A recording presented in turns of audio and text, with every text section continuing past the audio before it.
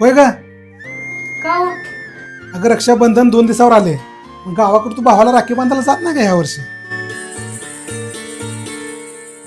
का ग? का नाही म्हणते बर? का ग? का जात नाही म्हणते बर? अहो, आई बाबा गेल्यापासून ना भावाचा एक सुद्धा फोन नाही. कसा येईल? त्याचं पण आता लग्न झाले ना. अहो, लग्नाच्या अगोदर ना भाऊ मला रोज फोन करायचा, मला विचारायचा, अरे तू कशी आहे, बरी आहे का? रक्षाबंधनच्या दिवशी ना भाऊ मला आवर्जून फोन करायचा, मला म्हणायचा, तायडे तुला काय नाही ग, तुला काय आणू सांग. हो, आता सांगू तुम्हाला, एका बहिणीला ना आपल्या भावाकडून कोणत्याच धनसंपत्तीची अपेक्षा नसते. अहो, ह्या वर्षी ना रक्षाबंधन 2 दिवसावर आले बघा, पण भावाचा ना मला एक सुद्धा फोन आला नाही बघा. अहो, एका बहिणीला ना भावाने 2 शब्द प्रेमाने बोलावे आणि तायडे म्हणून हाक मारावे एवढीच अपेक्षा असते हो.